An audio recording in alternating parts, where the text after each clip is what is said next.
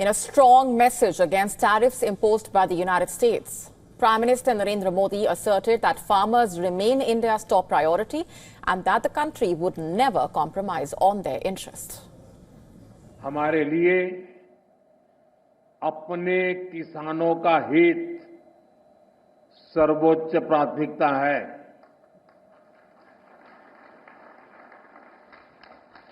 भारत अपने किसानों के, पशुपालकों के और मछुआरे भाई बहनों के हितों के साथ कभी भी समझौता नहीं करेगा।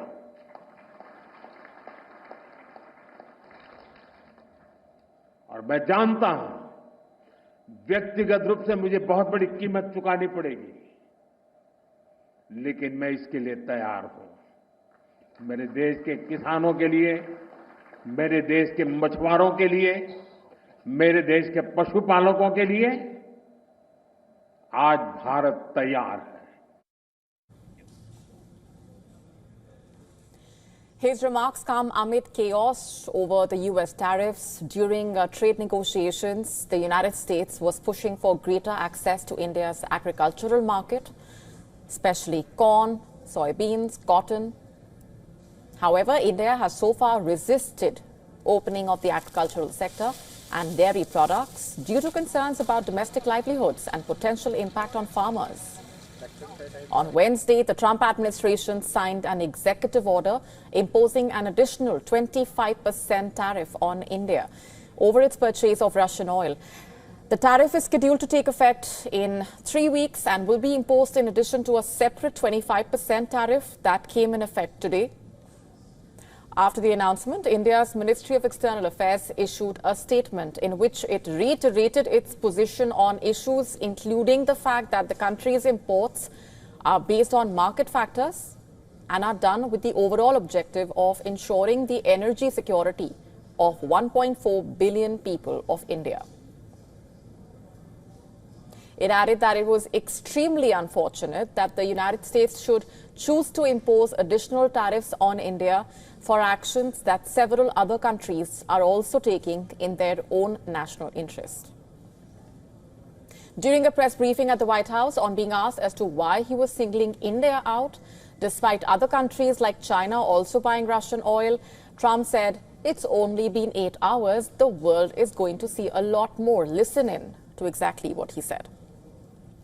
Indian officials have said that there are other countries that are buying Russian oil. It's okay. Like China, for instance, It's buys okay. more. Yeah. Why are you singling India out for these additional sanctions? It's only been 8 hours, so let's see what happens over the next. More secondary sanctions you're going to see a soon. lot more. So this is a taste of You're what's going to come. see a lot more. You're going to see so much secondary sanctions. He hinted that his administration could impose more similar tariffs on China while answering a question on the Indian penalties. On the India penalties, do you have any similar plans to enact more tariffs on China as it relates Could to their happen. purchases? Could happen. Depends on how we do. Could happen. It may happen. I mean, I don't know. I can't tell you yet, but we did it with India. We're doing it probably with a couple of others. One of them could be China. Yes. And with us on the broadcast this minute from Vladivostok, Russia, is Andrei Gubin, international affairs analyst. Thanks very much for being here. I have to begin by asking you for your assessment of what Donald Trump is trying to do here. Now, India has also categorically said that it is extremely unfortunate that the U.S. should choose to impose additional tariffs on India for actions that several other countries are also taking in their own national interest, making its position very clear. But what do you make of Trump's tariff moves and what he has said regarding India's import of Russian oil? Yes, I think that the American position is quite ambivalent here, as they're trying to press other countries which have by the opinion of American president, so-called imbalanced trade with the United States, as United States actually could not earn more from trade with China or India, for instance.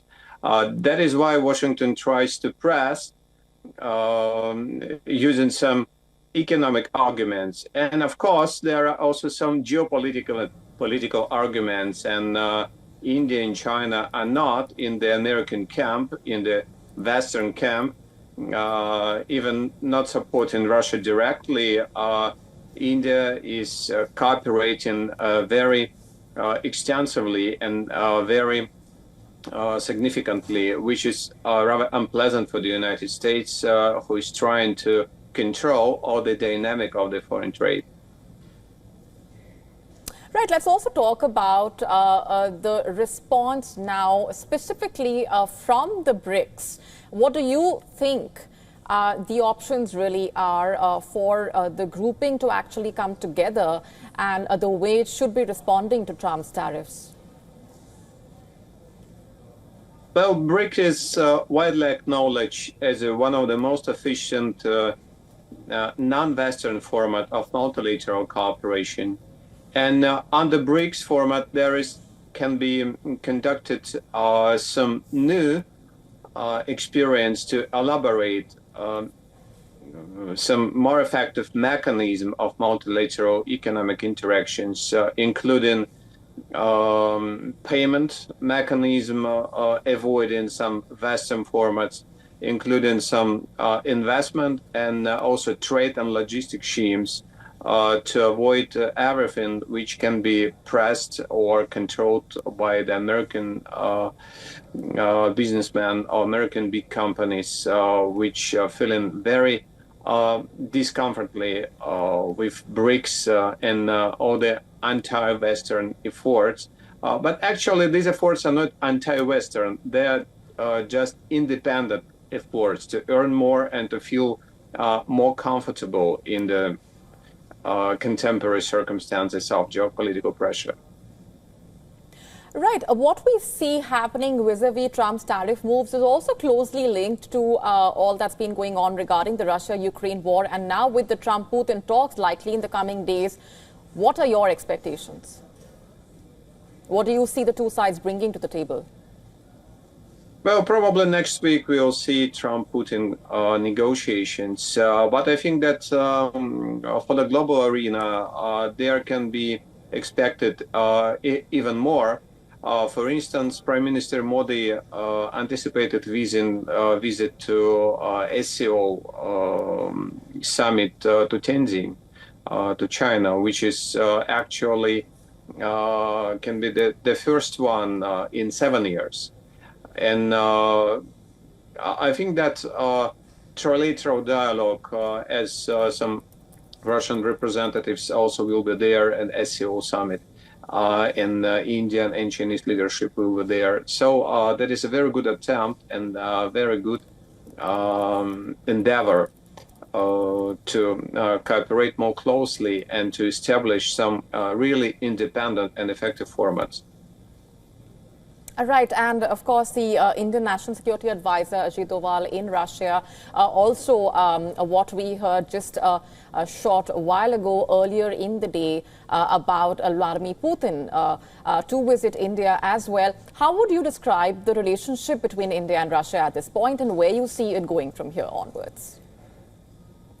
Our bilateral cooperation very solid now, despite all the mess we have and we face internationally in almost every domain, in economic, in political, and in security domains. But nonetheless, between Russia and India, there are no disputes, there are no some major misunderstandings, and bilateral trade actually rocketed after COVID pandemic, 3 or 4 times bigger.